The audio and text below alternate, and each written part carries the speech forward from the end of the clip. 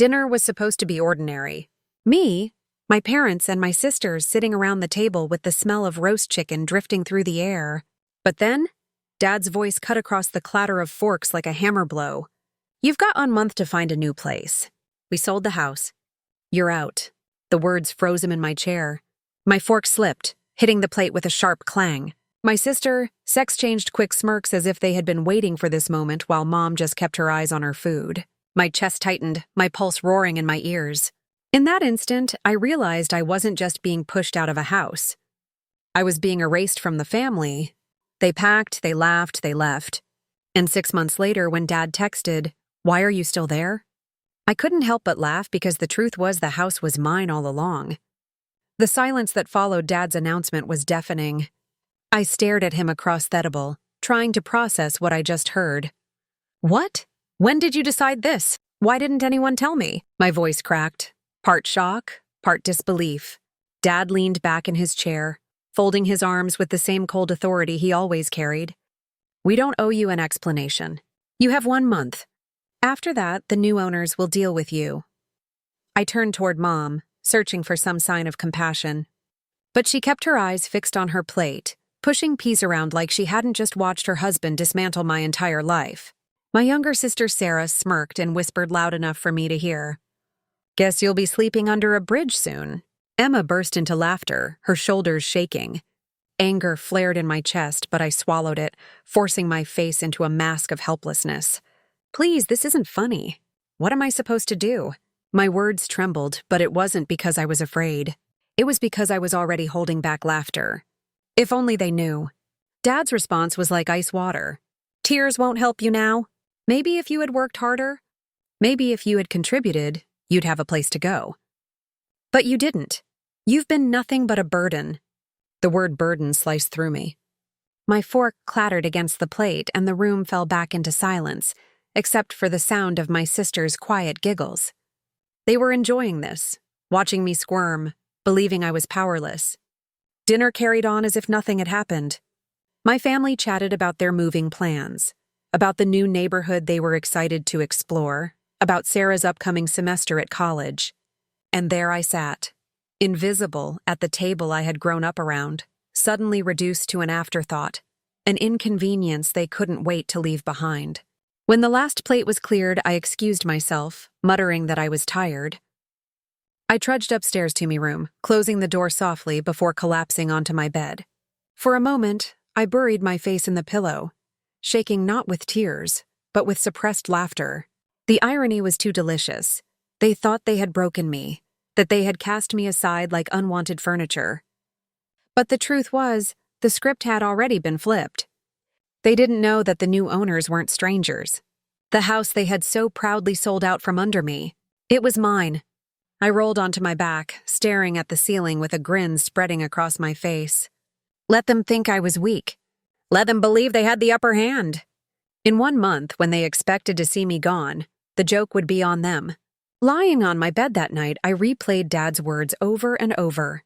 "You have 1 month. New owners will deal with you." He had no idea how close he was to the truth. The new owners would deal with me because I was the new owner. It had all started 2 months earlier. I was browsing real estate listings, half-heartedly dreaming about buying my own place. I never expected to see my childhood home staring back at me from the screen. Photos of every room, including mine, cluttered with my clothes and books. They hadn't even bothered to tell me they were selling. My stomach twisted at first, but then another thought struck me, one so daring it almost made me laugh out loud. I called Jake, my best friend and business partner. He picked up on the second ring. "You sound wired. What's going on, Jake?" "You're not going to believe this. My parents listed the house."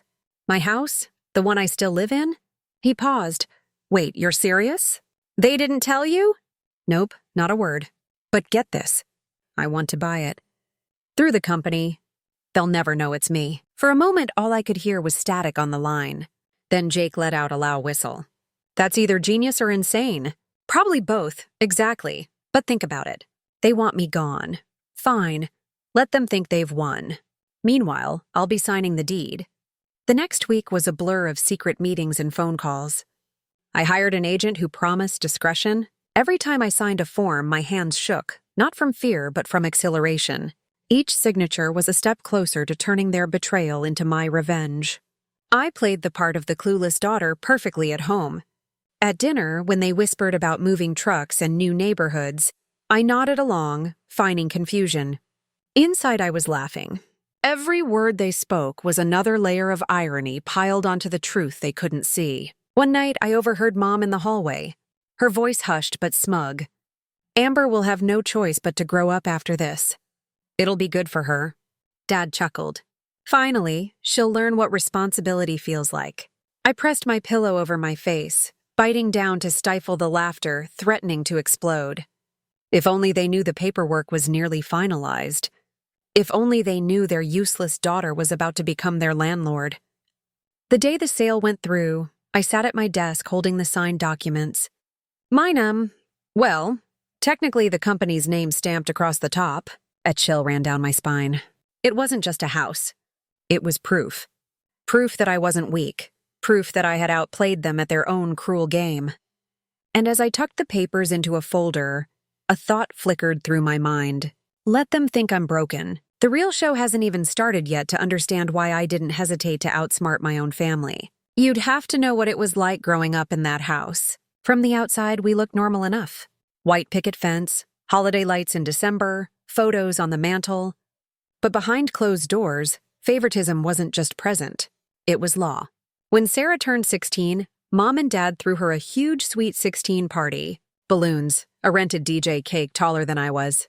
Every cousin, neighbor, and classmate filled our backyard. I still remember the way Dad beamed as Sarah twirled in her new dress. 5 years earlier, on my 16th birthday, I came home to find a small grocery store cake sitting on the kitchen counter. "Happy birthday," scrolled in thin blue icing. No candles, no party, no guests. Mom handed me a slice while Dad watched TV. "Don't eat it all at once," she muttered. That was it.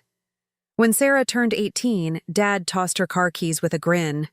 "Every girl needs her own ride," he said proudly. "I got $20 in an envelope when I graduated high school." "20? Congrats, kiddo," Dad said, already walking away. Emma wasn't left out either. Every summer, they took her and Sarah on vacations. Florida beaches, Disneyland, family reunions across the country. Me?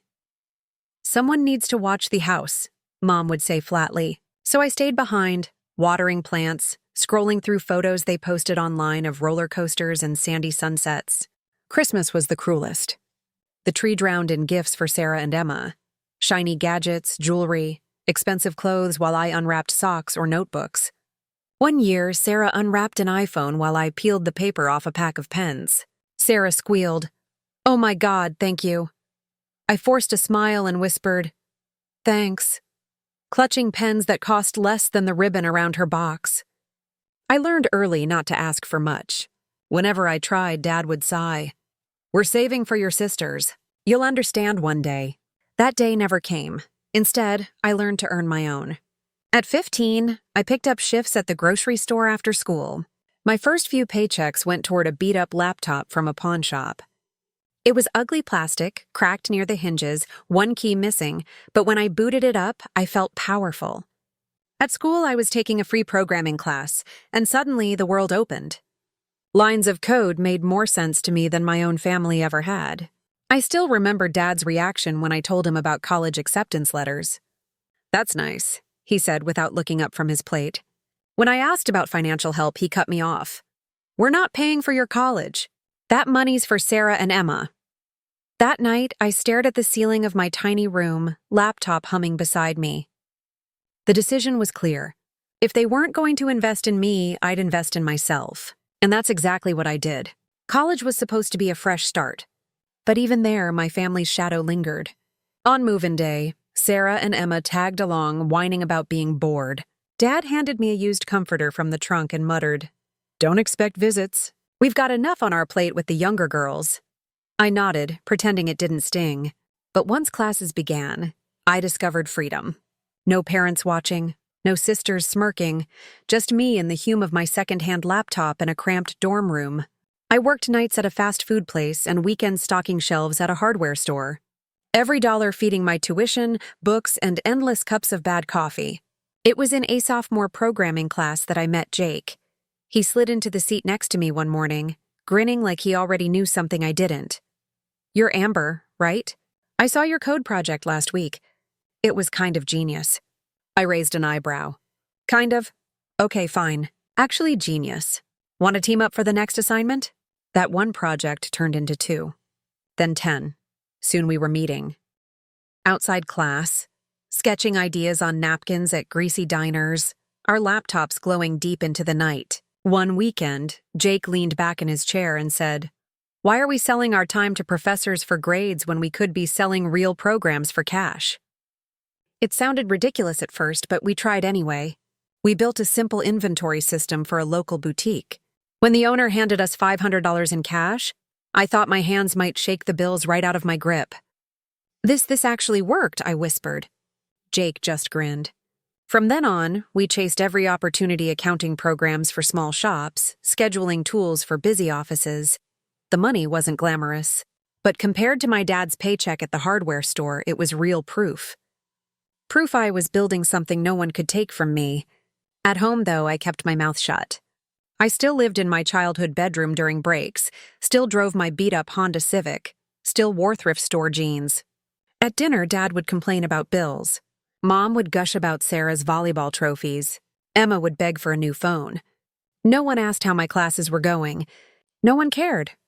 One night, while clearing dishes, Mom cornered me. "Now that you're done with sophomore year, you should start paying rent. $800 a month." I blinked. $800 for my own room? "You're an adult now. It's time you carried your weight." "We're not running a charity." I forced a calm smile. "Sure, no problem." Inside, I almost laughed. 800 was less than what he earned in a single coding project. That was the moment I realized something. My family's rejection had become my fuel. They thought they were pushing me down, but really they were handing me every reason to climb higher. By senior year, Jake and I were running on fumes. We lived off ramen and vending machine coffee, renting a shoebox office with flickering fluorescent lights and broken blinds, 2 desks, 2 laptops, and a dream that felt both unstoppable and insane. But beneath the exhaustion was momentum. Our little projects had taught us more than any textbook. And now we wanted something bigger, something that could prove we weren't just kids tinkering. We were creators. We started building a supply chain management system. Complex, ambitious, maybe even reckless nights blurred into mornings as we coded line after line, fueled by energy drinks and desperation. One night, Jake slammed his laptop shut and groaned. "We're insane. No one's going to buy this. We're wasting our time." I looked up, blur-eyed, fingers still tapping keys. "Maybe, but if we pull this off, it'll change everything." Jake laughed bitterly. "Or it'll bury us," I smiled. "Then let's go down swinging." We kept going. Weeks passed. The code grew until it was more beast than program, sprawling across our screens like a living thing. We argued, we patched bugs. We broke it and rebuilt it. And somehow, piece by piece, it worked. Then the email came. A mid-sized logistics company had heard about our system through word of mouth. They wanted to test it. Jake nearly dropped his phone. "They want a demo tomorrow." It felt the world tilt beneath me. "Tomorrow? Are we even ready?" "Hell no," he said, eyes wide. "But we're doing it." We barely slept. The next day, blur-eyed but determined, we presented our system in a cramped conference room. Executives in suits sat across the table, skeptical and stiff. My voice shook at first, but as I explained the features, real-time tracking, predictive analytics, seamless integration, I felt the confidence rise. This was ours. We had built this from nothing. When the meeting ended, the suits whispered among themselves. One finally spoke. "Well, be in touch." Days crawled. Then Jake burst into the office one afternoon, waving his laptop like a madman. "Amber, you need to see this." I leaned over his shoulder. An email filled the screen. My eyes locked in the number. 2.3 million. I blinked, rubbed my eyes, read it again. This can't be real." Jake laughed, half mad. "It's real. They want to buy the software. $2.3 million? I sat down hard, the chair squeaking under me. My hands trembled as I covered my mouth. "We were millionaires," Jake grinned. "Split 2 ways. Yeah, we actually did it for a moment." Silence filled the room. Then Weboth exploded, shouting, laughing, hugging, pounding the walls like lunatics. The cheap office shook with our joy. We had clawed our way out of obscurity, and no one could take it from us. That night, we celebrated with cheap pizza and beer because old habits die hard. I raised my glass. To us, to the kids nobody believed in. Jake clinked his bottle against mine. To the future. But when I went home, reality hit. Mom and Dad were watching TV, Sarah texting. Emma scrolling through TikTok. None of them knew. None of them cared. To them, I was still the invisible daughter. The burden, the afterthought. At dinner, Dad sighed about bills. Mom complained about tuition for Sarah, and Emma wed about wanting a new car. I sat quietly chewing my food, the knowledge burning inside me like a secret flame. They thought I was powerless. They thought I was broke, clinging to my tiny room, barely scraping by. What they didn't know was that I now had more money in my account than Dad would make in a lifetime. I looked around the table, forcing a neutral smile. Inside, a storm raged. If only you knew, I thought. If only you knew who I really am now. And that's when it hit me. I didn't need their approval anymore. I didn't need their scraps of attention. I had built my own future brick by digital brick. The only question left was this. When the moment came, would I reveal it, or would I let them choke on their own ignorance until the truth crushed them? 2 months after that life-changing deal, I sat at my desk one night scrolling through real estate listings. Not because I needed a new place. I could have afforded Appenthouse by then, but because the idea of finally moving out lingered in the back of my mind. That's when I saw it. My house. Our house. The photos hit me like a punch to the chest. The living room where I had spent countless birthdays ignored. The kitchen where Mom once laughed as Sarah unwrapped Anniephone while I got socks. The bedroom with my posters still on the wall. They had listed it without telling me. For a moment, hurt burned hot. Then anger, then something darker, an idea so wild I actually laughed out loud. I picked up my phone. Jake answered on the second ring. It's midnight. Why are you calling me like you just found buried treasure? Because I did, I said. My parents put the house up for sale. They didn't even tell me. But guess what? I'm going to buy it. Silence. Then a low whistle. Wait, you're serious. Dead serious. Through the company? They'll never know it's me. Jake chuckled nervously. That's insane or brilliant. Maybe both. The next day, I contacted a discreet agent, one who didn't ask too many questions. The paperwork began, and suddenly I was living a double life. At home, I played the role of the clueless daughter. At night, I was signing forms, negotiating prices, and wiring deposits. Dinner conversations turned surreal. Mom would casually mention how the buyers seemed eager. Dad would sigh dramatically, talking about how Amber needs to figure her life out before she gets kicked out. Sarah would smirk and whisper, "Better start shopping for cardboard boxes." I nodded, hiding my grin behind my water glass. If only they knew. The closer we got to closing day, the more exhilarating it became. Every signature was a secret victory. Every notarized stamp felt like justice pressed into paper. One evening, while walking down the hall, I overheard Mom and Dad whispering outside their bedroom door. "She's going to be shocked when the new owners show up," Mom said, almost gleeful. Dad chuckled. "Maybe this will finally force her to grow up. She's been leeching off us for too long." I had to press my fist against my mouth to keep from laughing. Grow up? I was weeks away from owning the very roof over their heads. The morning of the closing, I woke up early, heart pounding. Jake met me outside the attorney's office, grinning like a kid about to commit the best prank of his life. We signed papers, shook hands, and just like that, the house was mine legally, irrevocably mine. That evening, I returned to a home filled with moving boxes. Dad paced the living room, barking orders at the movers. Sarah weed about packing. Emma scrolled on her phone, and Mom checked lists with her usual tight-lipped smile. When she saw me, she actually had the audacity to pat my arm. "Well, Amber, this is it. You've got 1 month before the new owners move in. Better start looking for an apartment." I let my face fall, feigning dread. "Right. Yeah, I'll figure something out." Sarah giggled, carrying her suitcase. "Good luck affording anything on your pathetic salary," Emma chimed in without looking up. Maybe you can crash in your car. Oh, wait. That piece of junk probably won't even start. Dad stepped back into the room. Movers are done. Let's go. And just like that, they left, not even glancing back. I stood alone in the empty house, heart thundering. The silence wrapped around me. Not heavy, but liberating. I pulled out my phone and called Jake. They're gone. He laughed. So landlord or homeowner? Which title do you prefer? I grinned, looking around the space that was finally truly mine. Both. That night, Jake came over with beer and pizza. We sat on the bare floor, clinking bottles, the laughter echoing off empty walls. For the first time, the house didn't feel like a cage. It felt like freedom, and as I leaned back, staring at the ceiling, I thought, let them believe I'm broken. They just handed me the sweetest victory of my life. 6 months passed in a blur of quiet triumph. I furnished the house, filled it with everything my younger self had once been denied. Soft couches, a giant TV, even a gleaming espresso machine that hissed like victory. Every morning, I expanded the business with Jake, hired 2 programmers, and watched the numbers in my bank account climb higher than I ever dreamed. For the first time in my life, silence was my companion. No more insults at the dinner table. No more smirks from Sarah. No more Dad's disappointed sighs. Just me, my work, and the walls of a house that belonged to me.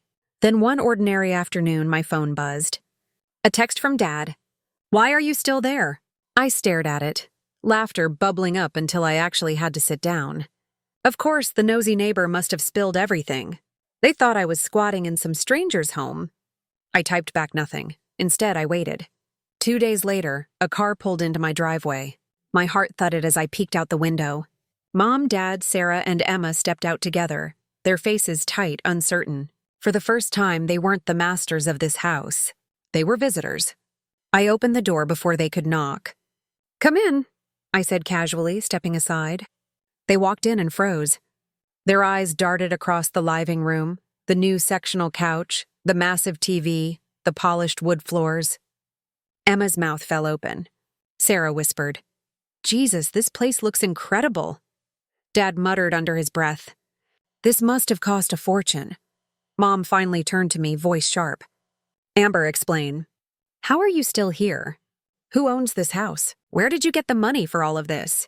I sat down on the couch, crossing one leg over the other. "Me. I own it. My company bought the house.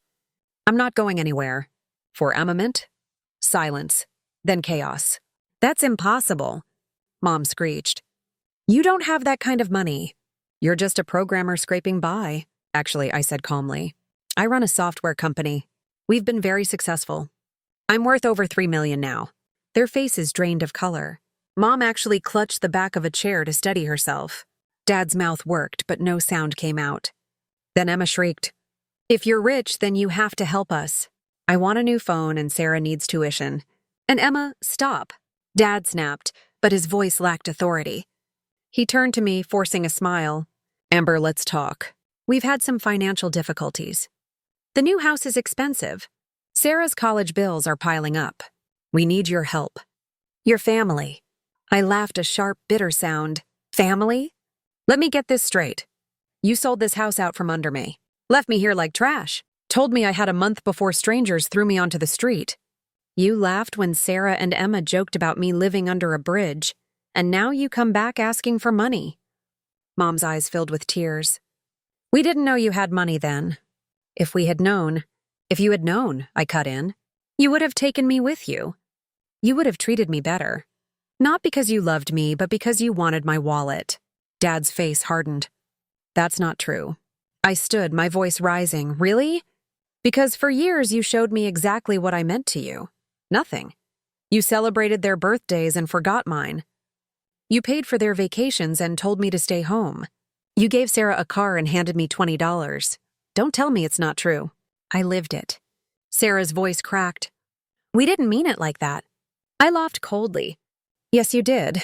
And it doesn't matter anymore because when you walked out of this house, you made your choice. You left me behind, so now I'm making mine. I don't owe you anything." Mom sobbed openly. "Amber, please. We're still your family. We love you." I pointed at the door. Your tears don't mean anything to me. You should have thought about love before you decided I wasn't worth keeping. They stood frozen like children caught in their own lie. Finally, I stepped toward the door and pulled it open. Get out! Dad raised his hand in protest. Wait!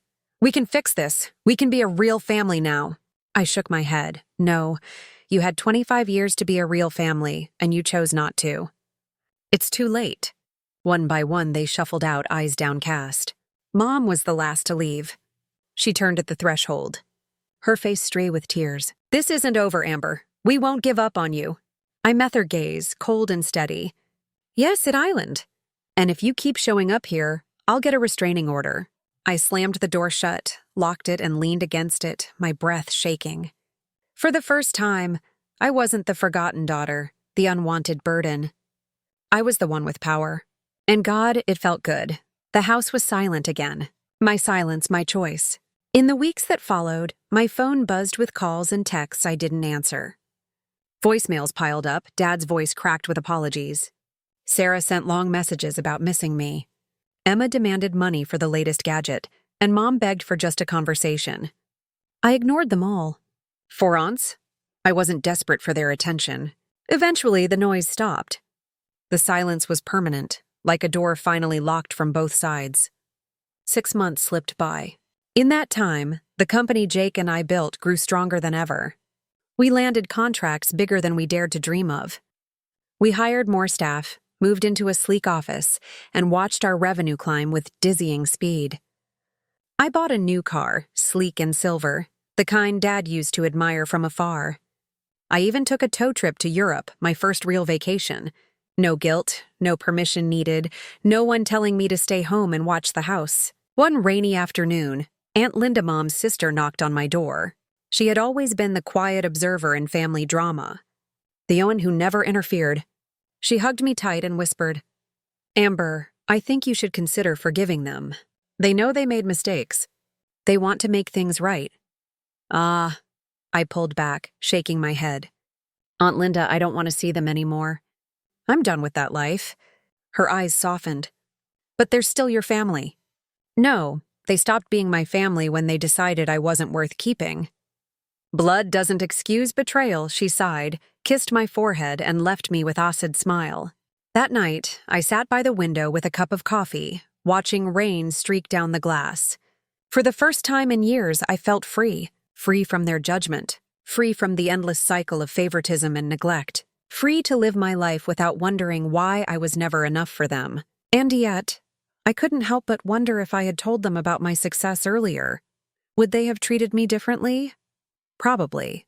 They would have invited me to vacations, remembered my birthdays, smiled at me across the dinner table, but it would have been fake. The same way Mom's tears had been fake when she begged me for money. They would have wanted me around, not because they loved me, but because I could give them something. That was never love. Buying this house wasn't just revenge. It was revelation. It showed me who they truly were and who I had become. I wasn't the forgotten daughter anymore. I wasn't the burden. I was strong, independent, successful, and finally at peace. I walked through the house, touching the walls, remembering every slight, every wound that had once made me feel small. And instead of pain, I felt gratitude, because every cruel word, every forgotten birthday, every dismissal had forged me into someone who no longer needed them. This house wasn't their victory. It was mine. And as I turned off the lights that night, slipping into the quiet embrace of my own home, I knew one thing for certain. I had built a life they could never take away from.